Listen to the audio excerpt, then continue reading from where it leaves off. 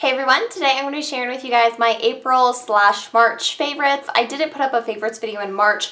I filmed one, but I just wasn't super happy with the way that it ended up turning out, and so I just kind of like pushed it aside, and before I knew it, it was like the middle of April, and I was like, well, okay, a little bit too late for a March favorites video.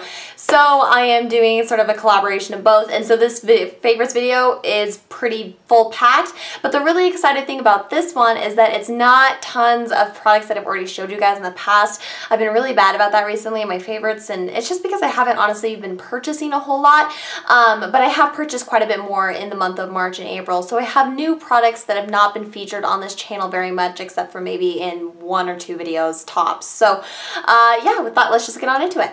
First thing I'm going to talk about here is a skincare product, and this is from Freeman, and this is the Sweet Tea and Lemon Peel Away Clay Mask. The thing that really intrigued me about this is that it was a peel away clay mask, and usually you have one or the other, you don't get them both, and so I was really intrigued by that idea, plus the sweet tea and lemon. I'm like, oh my god, that sounds like something I want to drink. Let's put it on my face.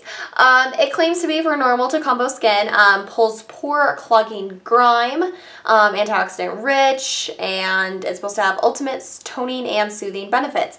I have used this, I would say about maybe 4 or 5 times now, and I am so in love with this face mask.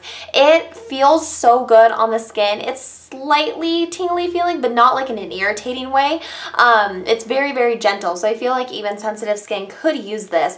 And the actual texture of it, it really is like a clay peel-off mask. If you can kind of see here, the actual mask itself is very opaque. So it really does have that kind of like clay particle or that clay quality to it, where you do really feel it pulling out the impurities like a clay mask would, but it's got the convenience of, you know, just being able to peel it right off from the skin. You don't have to go in and rinse anything. It just, you know, bad example on the cap, but it literally just starts to peel, and so you can just peel it off your face. And I feel like in that sense too, it's a little bit exfoliating because you're kind of taking off that top layer of dead skin that way.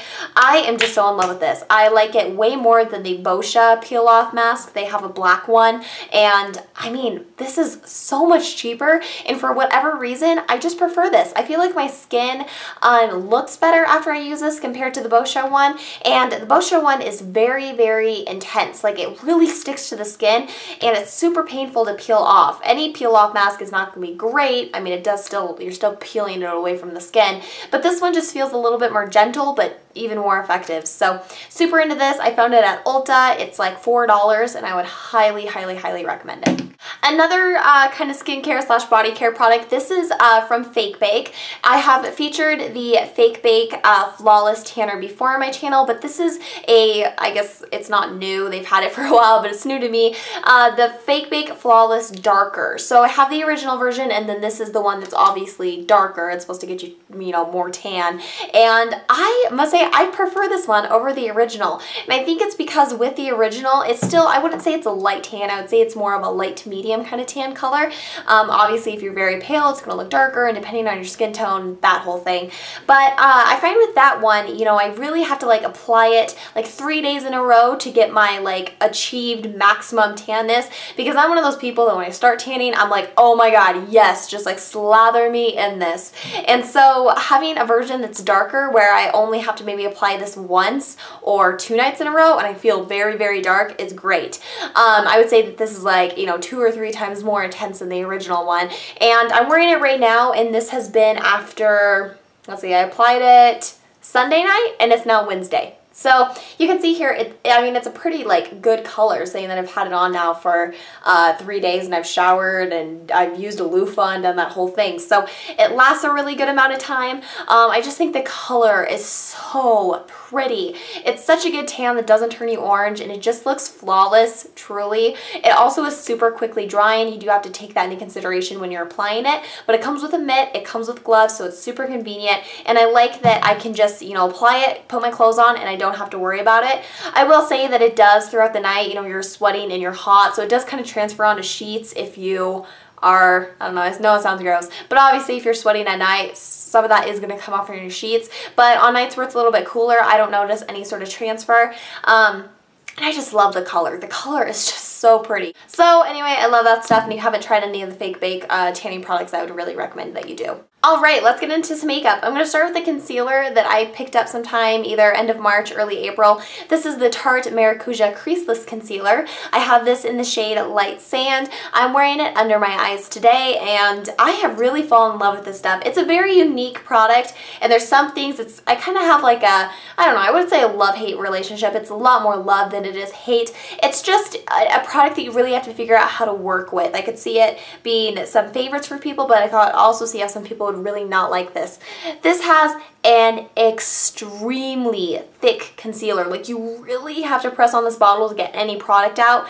But on the flip side, you need the tiniest amount. Super, super full coverage. And for under the eyes, I find it to be very moisturizing because it has such a thick and creamy consistency to it. It does not dry out the under eyes at all. The downside, I think, to it is that it's a very shiny looking concealer. It doesn't have a skin-like finish. It looks very, very, very dewy. I mean, just kind of greasy almost. So I find the best way to fix that is to take a dampened beauty blender or your Real Technique sponge, whatever, and some sort of a very silica kind of base powder. Excuse me. This one here is from Too Faced. It's the Primed and Poreless or Makeup Forever HD. e.l.f. has one. Just something that's loose that has that silica kind of consistency to it. And just sort of, you know, roll this in the powder and then pat it under the eyes. Oh my gosh, you get the most flawless under eye if you do it that way. And it really does stay pretty creaseless. I don't think there's a concealer in the world that does not crease whatsoever. I mean, especially if you're somebody who just has a lot of natural fine lines. I'm not going to say that I'm the most wrinkly person, obviously, but I mean, I smile and I do a lot of expressions, and so, you know, I can see it kind of going in there a tiny bit, but I mean, by far the best method I've ever used to keep it as creaseless as possible. So I am really in love with it, and I think that in conjunction, these two products work miracles. And I see this being really, really good for under the eyes. I think on spots, that dewy finish just might be a little bit too much, but as long as you set it and make sure that you kind of mattify it down a bit, I think that you get a really, really nice finish off of it. So I would highly recommend this. It's also waterproof, which is really nice, and I just think it works really well. Another sort of similar product, the Makeup Forever HD, or I shouldn't say similar, but it's a face product. Makeup Forever HD foundation. I hauled this in my Sephora VIB haul, and which I think I should have that posted by now. I don't know. Oh my god, I am so in love with this foundation, and I don't know what took me so long to get on the bandwagon with this. I'm wearing it today, and I feel like my skin looks flawless. It is by far the best foundation I've ever worn to film with. It photographs absolutely beautifully, and in real life, my skin looks so good. I have gotten so many more compliments on my skin since I started to wear this. It's not super insanely full coverage, but it's just enough where it kind of like evens out everything. All my acne scars, I don't really feel like I necessarily have to go over with concealer. I definitely can.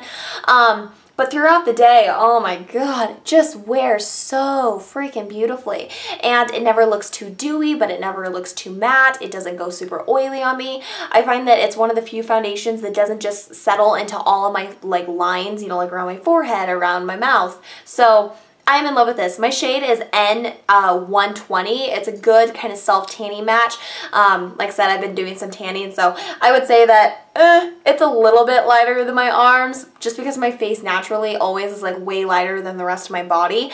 But overall, I think it's a pretty good blend. Really, really great foundation. Would highly, highly recommend that if you've not checked this out yet, you should.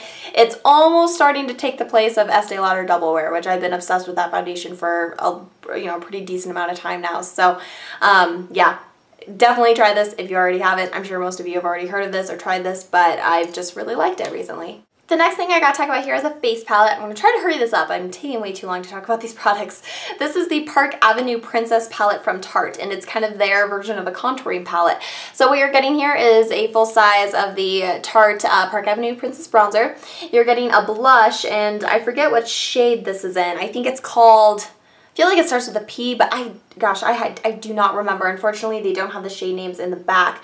And then you're getting the golden highlight. The cool thing I think about this palette is that this blush I don't believe is carried in their normal line, so you don't have to worry about like having a duplicate blush, because at first this kind of looked like exposed a little bit to me, which I already have, and honestly I was like, well, I don't want to just buy it for the bronzer and maybe the highlight. Like, I really want the whole palette to work. So I was really happy when I found out that that wasn't it, and that I mean, it's a lot more of a pinky kind of color. The golden highlight, I don't think they sell by itself either. Obviously the bronzer they do, but oh my gosh, this is my favorite kind of go-to contouring palette right now. It's a bit different, obviously, than the Anastasia ones or like the NYX one or the Kat Von D one, because you don't have like 4 matte highlight shades and then 4 contour shades. It's a very, very basic contouring and highlighting palette for somebody who doesn't want to do the whole like Kim Kardashian really kind of drag contour and highlight. It just has a natural bronzer, as I stab my finger into it, that I'm wearing today, that you can just dust over the skin, that doesn't look too orange. It's also not too dark. It's just so pretty and looks so natural.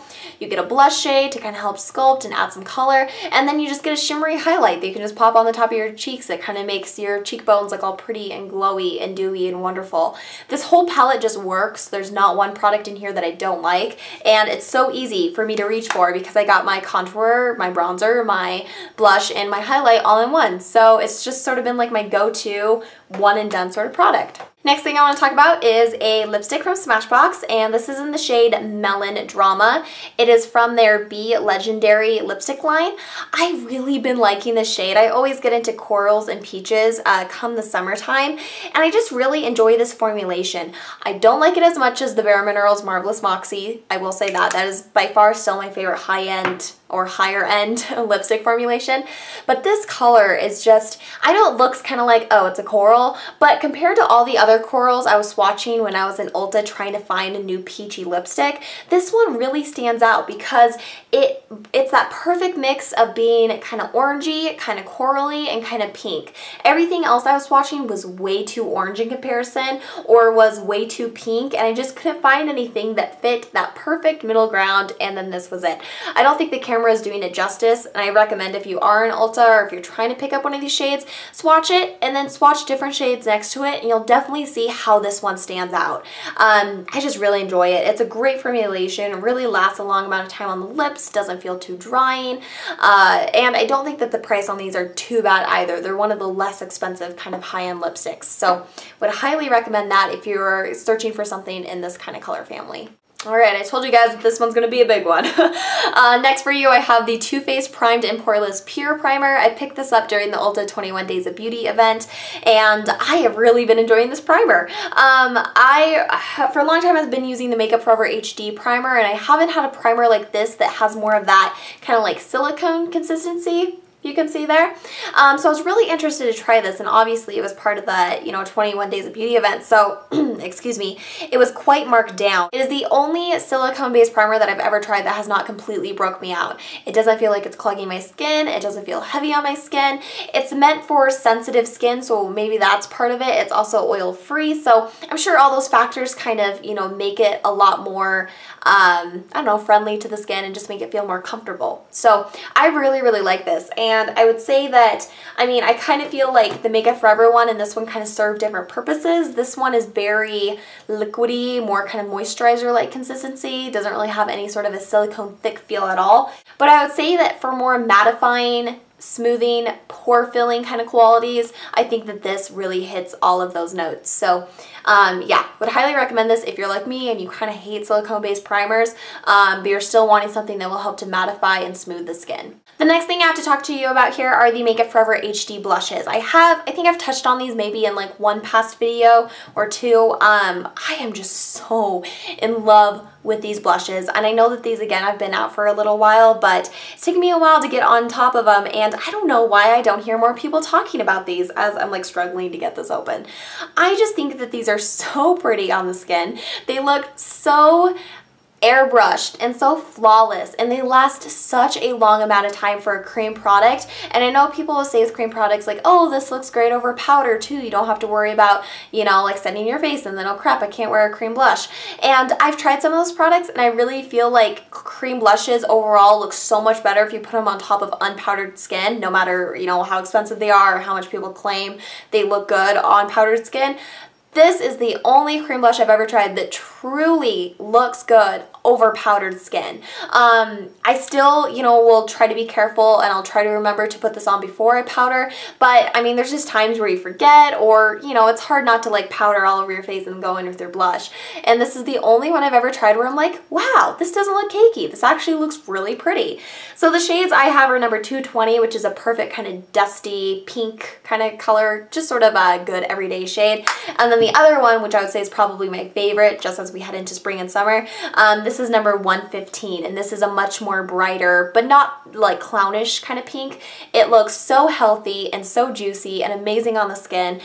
These don't leave too much shine, they're not too dewy. I would say that they just look like skin. They don't look like powder, but they don't look like cream. They are this weird, miraculous combination where you just get this flawless, like I said, very airbrushed look on the cheeks, and I cannot wait to buy more of these. I mean, I have two, but I want to buy the entire line because I am so obsessed with these.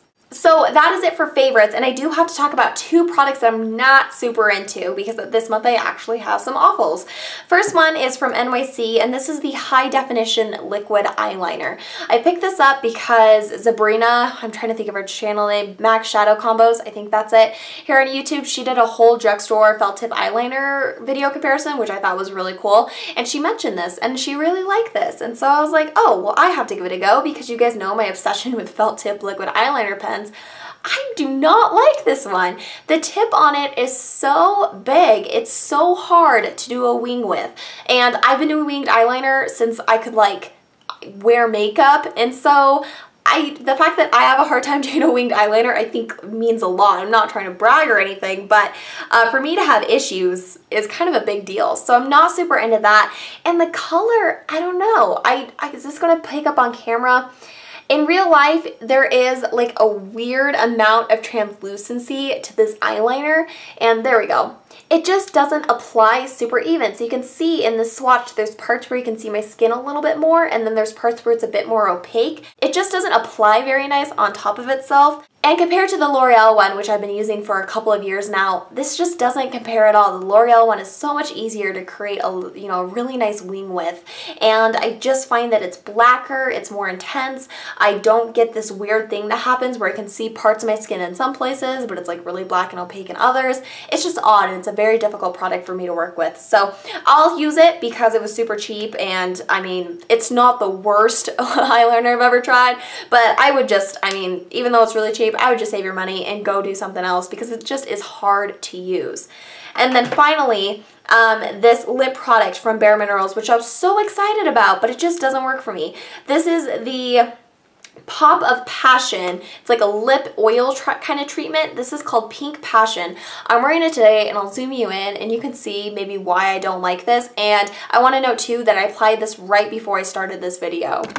Okay, so it does that weird like, ew, I got crusties all along the inside of my lips. I just feel, I'm going to try to zoom you guys in even more. Focus. I just feel like it makes my lips look super dry. There's nothing about this that leaves a pretty shiny, glossy kind of finish, and I guess that's kind of what I was expecting. I just feel like, I don't know, my lips look more cracked and more chapped than they do when I'm not wearing this. So I don't find that there's anything hydrating about this product. That's enough awkward lip shots. I just don't like this. And I had such high hopes for it because it looked beautiful when I swatched it and I thought it was going to be so pretty. But it just doesn't work for me. It does not work at all. It looks dry. It feels dry. My lips just are like, ugh, put on some lip balm. And for something that claims to be like an oil kind of product, I was thinking it would just slather my lips and moisturizing lusciousness. But I mean, I don't know, I might try to dig for the box and I might return this because, I mean, it is kind of expensive. It's like 16 bucks or $14 or, you know, a lot for kind of like a sheer lipstick, and it just doesn't do anything. It's not hydrating. It doesn't look shiny and pretty. It looks like I applied this lip color like 10 hours ago, and I literally applied it 20 minutes ago. And with that note, I should probably wrap it up because a favorites video should not take 21 minutes. I want to thank you all so much for watching. I hope you guys enjoyed this, and I will talk to you all next time. Bye-bye.